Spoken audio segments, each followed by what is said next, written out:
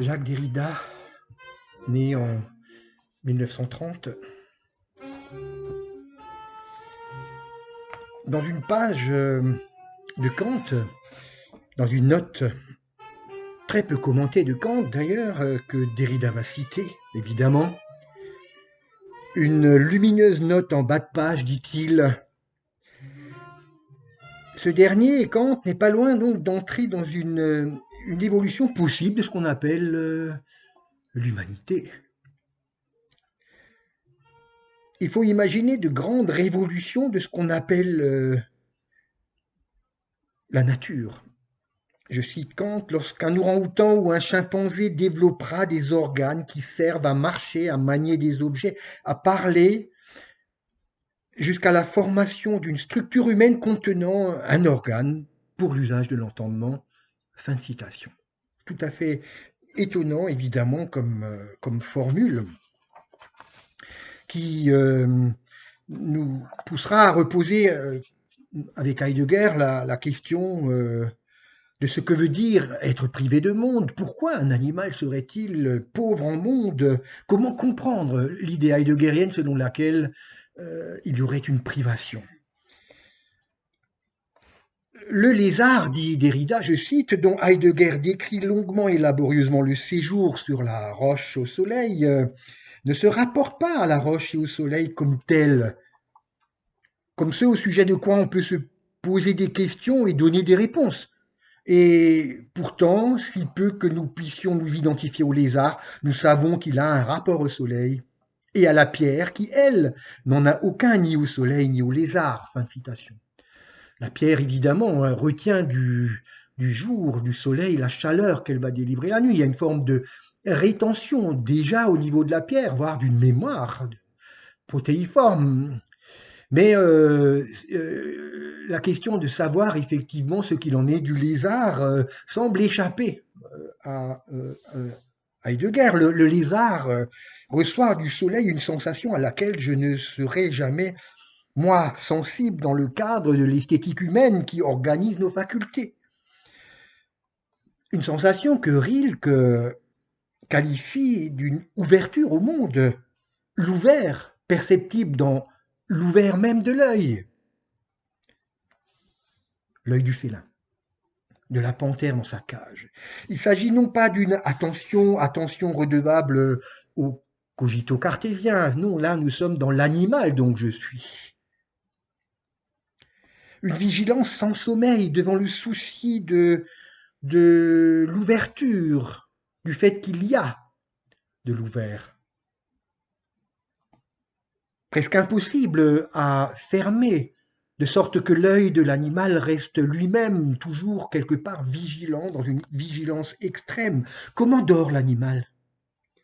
Et en quel sens peut-on parler chez lui d'éveil, sachant que sa vigilance témoigne d'un œil jamais en repos, d'une forme de mode d'existence, un Dasein, un être là, pour traduire, que ne soupçonnerait aucun homme. Ne serait-ce d'ailleurs qu'en raison du risque encouru devant la mort, menaçant à chaque instant sa quiétude. L'être pour la mort, dont Heidegger faisait le propre de l'homme, l'être pour la mort n'est pas nécessairement réservé à l'existence humaine. Il y a des modalités d'existence avec pour chacune une forme d'être pour la mort, qui reste inaccessible à l'intuition de l'homme, mais dont on peut imaginer certaines formulations. La poésie, on l'a vu avec Rilke, et la littérature auront montré la pertinence d'une telle confrontation. L'écarquillement d'un cogito sauvage, l'animal que donc je suis, ne devant rien à l'attention du cogito humain accompagnant nos représentations. L'animal n'est évidemment guère attentif au sens de l'apprentissage. Il n'a pas d'attention particulière au dressage qui serait d'ordre moral, mais pourtant témoigne d'une certaine vigilance à l'être, à ce qu'il y a de profondément inquiétant dans le monde. Unheimlichkeit, c'est l'inquiétude étrange qui l'attend et le tenaille. Et cet être-là pèse sur la vie d'un poids bien plus lourd que l'ennui ou encore la distraction qui ne sont qu'apparents dans le regard d'un chat capable soudain de bondir pour échapper à une menace d'abord passée inaperçue. Qu'il n'ait pas de visage, nous ne saurions le dire, mais tout témoigne en faveur du regard de l'animal qui s'inquiète d'un monde, s'éveille à lui, à ses dangers, à sa nature immonde. Cette inquiétude, cette intranquillité, pour parler avec Pessoa, qui l'ouvre à une forme de veille, et cette veille de l'animal montre son regard à chaque instant orienté par la mort.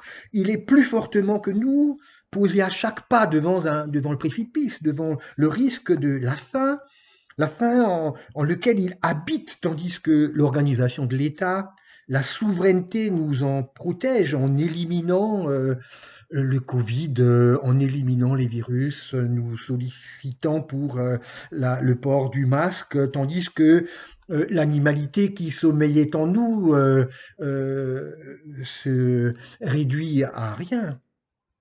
L'œil de la panthère de Rilke nous laisse voir au contraire un animal qui ne dort pas sans laisser un œil en éveil. L'instant est pour l'animal à chaque fois un risque, l'occasion d'une présence démultipliée, foliacée, une perforation de ce Dasein, de ce mode d'être tranquille finalement, et par d'autres modalités de vigilance que celles de l'attention, de la perception consensuelle, ou même de l'angoisse. On est peut-être davantage du côté de l'horreur. De cet instant, de cette temporalité, Derrida en relève des tracés qui portent le monde au seuil de l'immonde, à la frontière d'un monde qui n'est pas donné dans l'unité de son eidos, dans l'unité de son idée, ou dans l'étendue d'un sens qui serait universel et convergent. Ce ne sont pas les mêmes chemins, pas même des chemins qui ne mèneraient nulle part, pour reprendre le titre d'un ouvrage de Heidegger, plutôt que des trouées vers un dehors inhumain, chaotique, des passages de la sensation en direction d'un senti qui n'est plus celui de l'homme, dans son mode d'être, dans son habitat juridique et ses habitudes techniques. Alors la pauvreté de l'animal devant l'hostilité du monde ne résonne plus comme un moins, mais renvoie à une détresse essentielle, à une forme d'intranquillité, qui témoigne d'un monde dont nous ne pouvons rien savoir et dont nous sommes essentiellement privés.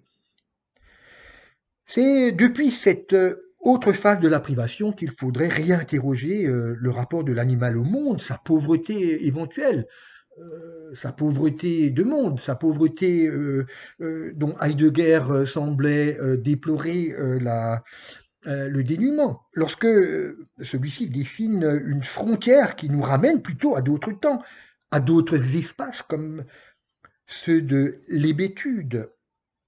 L'animal n'est pas seulement un être pour la mort, au sens d'une mort aménagée par le rituel humain. Il a à chaque fois le poil qui se dresse, endossant la posture intenable d'un mort-vivant. Il endure ce paradoxe dont Épicure nous apprend l'impossibilité. Vivre à chaque instant dans la mort, en laquelle personne pourtant ne séjourne. Mourir vivant est une impossibilité logique que le regard de l'animal franchit.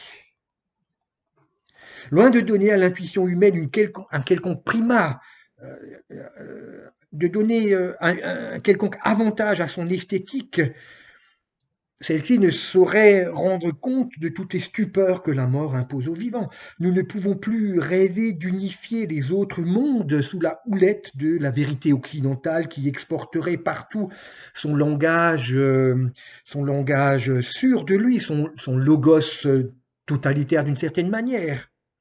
Il n'y a pas de totalisation à espérer. La sensibilité, la poussière des sens est la seule authenticité de notre être là, de notre mode d'existence.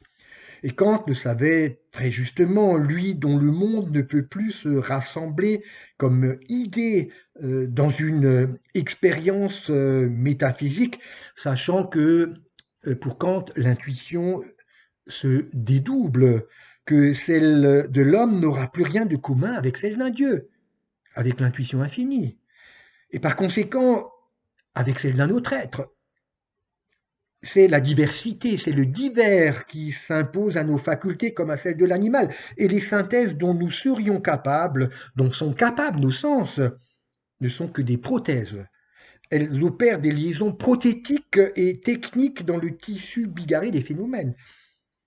Au sein de la diversité, au sein du divers, il n'y a plus que des opérations locales, ce sont des synthèses consistantes certes, mais sans valoir comme des choses en soi. La chose du reptile n'est pas ma chose. Nos règles, nos régularités ne peuvent valoir en soi ni s'exporter comme un invariant métaphysique hors la sensibilité humaine. Mais que dire alors de la manière dont l'animal reçoit et habite son monde? On voit bien que Kant supposait plusieurs formes de sensibilité, dont certaines sont inconnaissables, hors de portée humaine. Il y a d'autres intuitions que la nôtre, ne serait-ce qu'en référence à une intuition infinie, propre au génie et au Dieu, qui se différencie nettement de l'intuition finie qui caractérise l'humanité. Mais entre les hommes et les dieux, que dire des constructions que l'animal exerce sur son monde? Nous, les hommes, nous pouvons nous entendre entre nous, communiquer selon certaines procédures communes, un sens commun, certains signes partagés, mais non vérifiables en soi. L'en soi reste fondamentalement externe à l'esthétique très spécifique que nous réalisons dans la conformation sensible. Il n'y a donc pas de substance avérée dans l'univers kantien, mais des sensibilités tout à fait hétérogènes. Et c'est sous cette injonction, la tentation d'un autre corps qui s'exprime au travers du monde si étranger dont un animal peut témoigner, mais peut-être tout autant la présence technique de la machine, de ces espaces fictifs, d'un lemme lunaire, d'un robot non humain. Alors l'humanité ne cesse de déborder vers d'autres modalités de perception, d'autres fins que celles qui s'étaient prescrites au mode d'habitation sédentaire de l'Occident. Kafka nous montre un cloporte sensible à une durée étrangère au temps de la perception humaine, placée hors successivité et causalité. Des vitesses aussi qui ne sont pas celles de la finitude humaine. Quand, par exemple, l'insecte s'installe dans un cocon et devient autre, conquérant des habitats qui ne sont pas accessibles autrement que par les excès de l'imagination. Ce que Derrida vise finalement au travers des longs séminaires relativement à la bête et le souverain, sans en résoudre la difficulté, ne cessant de la creuser d'ailleurs. Cela consiste à ouvrir dans le Dasein, dans l'être là, qui nous caractérise, des portes dérobées, un labyrinthe qui démantèle la figure esthétique de notre sensibilité et en propose des issues différentes dans l'intranquillité même de leur bifurcation.